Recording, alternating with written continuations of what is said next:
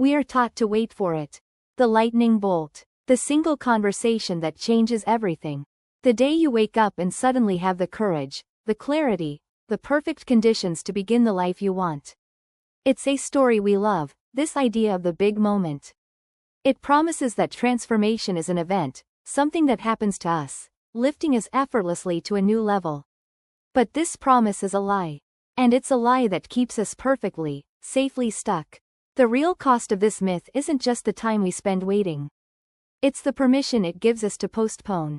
To tell ourselves we'll start the business when we have the perfect idea. We'll write the book when we have a solid month of free time.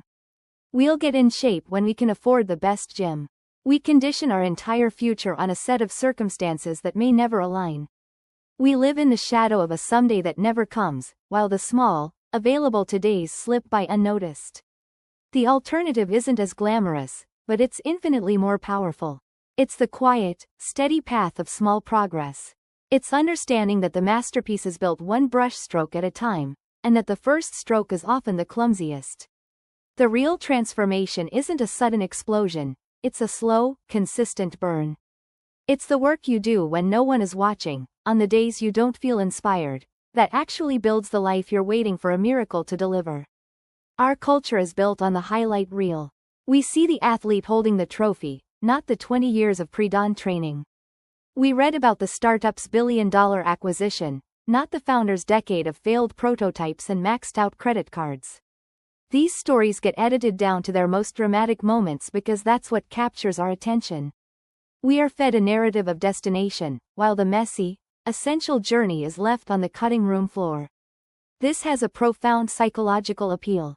Our brains are wired to prefer the simple story of a breakthrough over the complicated reality of gradual growth.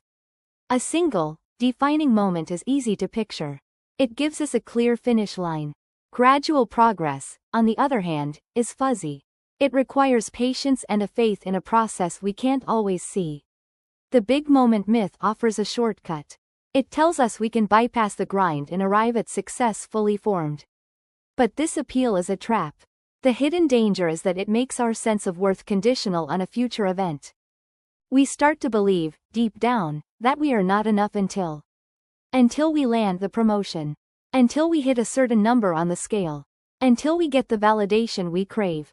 This conditional living is a fragile way to exist. It places our entire identity on an outcome we cannot fully control.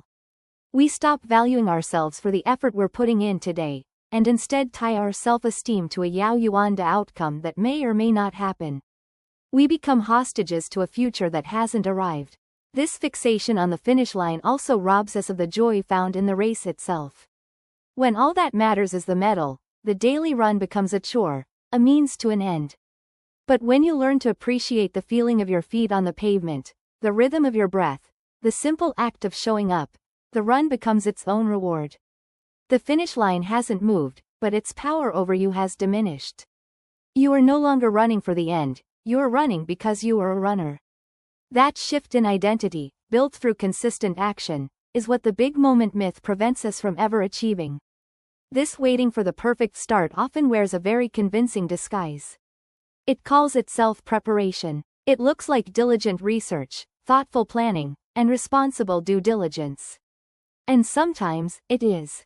But more often, it's perfectionism in a clever costume, and its real job is to keep us from ever facing the possibility of real, imperfect action.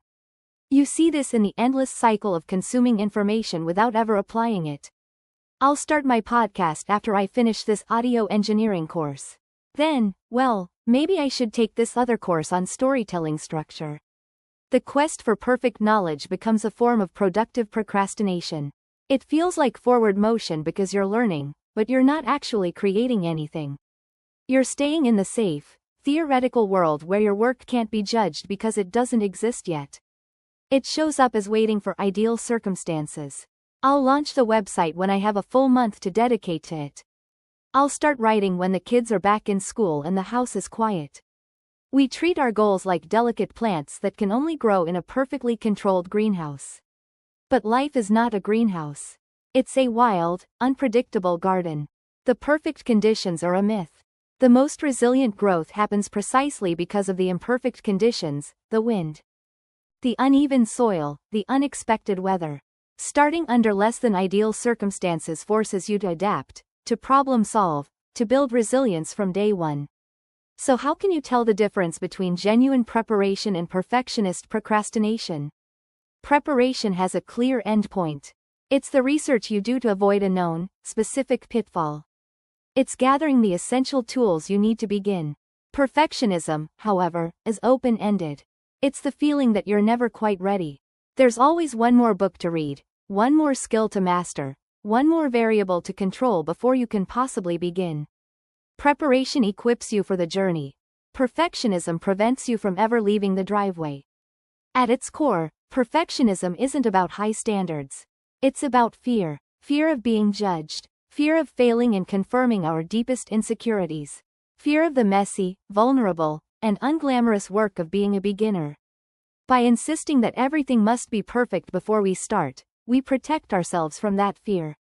We get to maintain the fantasy of our own potential without ever testing it against reality. The mask of preparation allows us to feel like we're moving toward our goals while our feet remain firmly planted in the safety of inaction. The first step to breaking this cycle is to recognize the disguise for what it is. Not a plan, but a prison. The alternative to waiting for a big moment isn't just a philosophical shift. It has a physical reality, a kind of mathematics that works silently in the background. Think of it as compound interest for your personal growth. You don't dismiss a single dollar deposited into a savings account because it seems too small to matter. You understand that over time, with consistency, that dollar multiplies. The same principle applies to your actions. A 1% improvement each day seems insignificant. But compounded over a year, that's not just 365% growth. It's 1.01 to the power of 365, which is nearly 38 times your original capacity. The small action isn't a small thing. It's the fundamental unit of massive transformation. This is the power of consistent daily practice.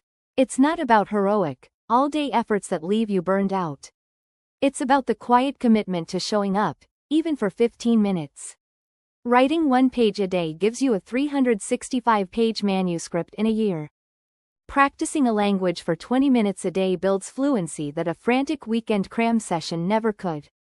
These small wins do more than just accumulate, they build momentum. Each time you complete your small action, you send a signal to your brain. I am the kind of person who does this. You build evidence against the voice that says you'll start tomorrow. The resistance you feel on day 1 begins to soften by day 10. What felt like a struggle becomes a ritual, and then a part of your identity. Real mastery in any field is almost always a story of incremental gains, not sudden leaps. A musician doesn't learn a concerto by playing it perfectly on the first try.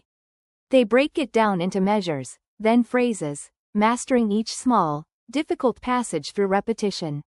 A master carpenter isn't born with the ability to craft a perfect dovetail joint. They develop the feel for the chisel through thousands of imperfect attempts. The breakthrough performance, the flawless piece of furniture, these are the visible results of a long, invisible chain of small, focused actions. The big moment is simply the day the world gets to see the result of all the small moments that came before it.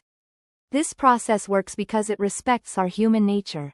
Grand, sweeping changes are intimidating. They trigger our fear of failure and our tendency toward procrastination. But a small action? A 5-minute walk? Writing one paragraph? That's manageable. It's a threshold so low that it's almost impossible to say no. And once you begin, you often find that the hardest part was starting. The 5-minute walk turns into 10. The one paragraph unlocks a second. By focusing on the smallest possible step, you bypass the resistance that guards the door to bigger achievements. You build the habit of action itself, and that habit becomes the engine for everything else. If we abandon the myth of the big moment, we need a new way to measure our forward motion. We have to shift from event-based thinking to process-based thinking. The old model asked, "Have I arrived?" The new model asks, "Did I show up?" This is a profound change in orientation. Your success is no longer defined by the trophy ceremony, but by the fact that you practiced on the rainy Tuesday when no one was watching. Progress becomes less about the destination and more about the quality of your steps along the way. This means we must learn to celebrate different things. Instead of waiting to celebrate the finished novel, celebrate writing for 30 minutes today. Instead of only feeling successful after losing 20 pounds, celebrate choosing a healthy meal or completing a workout. These micro-celebrations are not trivial. They are the fuel that sustains the long journey. They reinforce the identity of being someone who writes, someone who takes care of their health. When your sense of accomplishment is tied to the daily process, you are no longer on an emotional roller coaster, soaring with every success and crashing with every setback. You build a steady, reliable source of satisfaction that comes from within, from your own commitment. Tracking these micro-improvements becomes essential. It's easy to feel like you're standing still when growth is gradual. But if you keep a simple log, a checkmark for each day you did your small action, a sentence about what you learned, you create a tangible record of your consistency. On days when motivation is low, you can look back and see the chain of progress. You see evidence that you are, in fact, moving. This record isn't for judgment, it's for acknowledgement. It answers the discouraging voice that whispers, "You've made no progress," with cold, hard data. "I have shown up 20 days in a row." That is progress. The ultimate goal is to find satisfaction in the daily practice itself. To reach a point where you write not only for the hope of publication, but for the clarity and focus the act of writing brings you. You exercise not only for the physique, but for the energy and mental clarity it provides that day. When the practice becomes its own reward, you are freed from the tyranny of the outcome. You build a life that is rich and meaningful regardless of external validation. Your identity is no longer aspiring writer, but writer because you write. It's no longer trying to get fit, but active person because you move. This identity, built brick by brick through consistent action, is unshakable. It doesn't depend on a single big moment because it is made of thousands of small, steady ones. So what is the truth about those dramatic breakthroughs we hear about? Do they even exist? They do, but they are not the starting pistols we imagine them to be. They are the finish lines. They are the moments when a long, steady process of small actions finally becomes visible to the outside world. The overnight success is almost always a myth. A story crafted after the fact for a cleaner narrative. The reality is a decade of showing up, failing, learning, and trying again, most of which happens in complete obscurity. These pivotal moments are not the cause of success, they are the effect. They are the byproducts of consistency. The inventor has their breakthrough idea not in a vacuum, but after hundreds of hours of studying, tinkering, and facing dead ends. The athlete makes the game-winning play because of the 10,000 repetitions they completed when no one was cheering. The big moment is simply the day the world finally notices the foundation that was already there, built patiently, piece by piece. This changes how you prepare. Instead of waiting for your big moment to arrive, you focus on building the conditions for it through your daily practice. You don't wait to feel inspired to write. You write to become the kind of person who has ideas worth sharing. You don't wait for the perfect job offer to start developing skills. You develop skills to make yourself ready for the opportunity when it appears. When you focus on the process, you make yourself a magnet for those pivotal moments. You are no longer waiting for a lucky break. You are building a life so solid that when luck does show up, you are prepared to catch it. Knowing this is one thing. Acting on it is another. The gap between understanding and doing is where the old habit of waiting loves to live. So how do you actually start?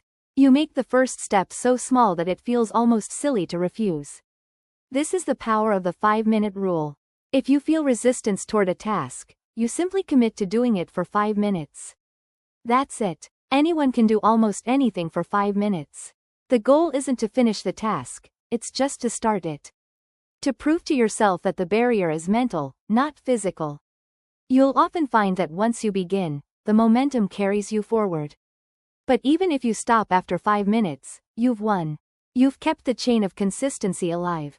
The key is to build the habit of consistency before you worry about intensity. Don't try to write for 2 hours on day 1. Commit to writing for 15 minutes, every day. Don't attempt a grueling hour-long workout if you're just starting. Commit to a 10-minute walk. The goal is to make the action so manageable that it's easier to do it than to avoid it. You are wiring your brain for repetition, not for heroics. Intensity can be increased later, once the habit is firmly established and the identity of someone who does this has taken root.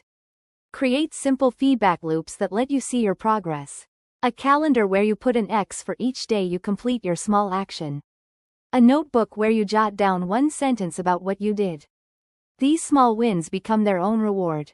They provide visual proof that you are moving, which is incredibly motivating on days when you feel stuck. Finally, design your environment to support these small actions. Leave your running shoes by the door. Keep your journal and pen on your bedside table. Open the document you're working on first thing in the morning. You are removing the friction between your intention and your action, making the right choice the easy choice. The big journey begins not with a leap, but with a single, deliberate step. And then another. The satisfaction that comes from this path is different. It's quieter, but deeper. It's not the fleeting high of a dramatic win, but the steady warmth of earned mastery. When you look back after a year of small, consistent actions, you don't see a single highlight. You see a landscape you built with your own hands. You see the resilience you developed by showing up on the days you didn't want to. This creates a confidence that is unshakable because it's based on evidence, not on a single lucky break. You know what you're capable of because you've been proving it to yourself, day after day. This process-focused way of living has a surprising effect on anxiety. When your worth isn't riding on one big outcome, the pressure dissolves. The fear of failure loses its power because failure is no longer a final verdict. It's just data. A missed day, a flawed attempt. These become part of the learning process, not reasons to abandon the entire endeavor. You're no longer climbing a sheer cliff face where one slip means a long fall. You're walking a path. You might stumble, but you just get back up and keep walking. The destination is still there, but the journey itself becomes manageable, even peaceful. There is a profound freedom in releasing the need for a dramatic turn in your story. You stop waiting for your life to start and realize it's already happening, right now, in these small choices. The compound interest of daily intentional action builds a life of substance. It's a life built on the solid ground of your own efforts, not on the shaky hope of a future event. You stop asking, when will my big moment come, and start living in the answer, which is today. This moment, and the next small step you take in it, is the only moment that truly matters. The power to change your life doesn't lie in a distant someday. It lives in what you choose to do today, in the next hour. The entire weight of your future doesn't rest on one grand decision. It balances on the small, repeatable actions you take consistently. So I want you to ask yourself one simple question right now. Not, what's my 5-year plan? But, what is the one smallest step I can take today? It could be as simple as writing one sentence, taking a 5-minute walk, sending one email you've been putting off. Identify that tiny action. It doesn't need to be impressive. It just needs to be a start. This is the invitation. To trust the process over the event. To believe in the quiet power of showing up. The big moments may come, but they will find you already in motion, already building. The real work, the work that matters, begins not with a bang, but with a whisper. With a single, small step. Take it,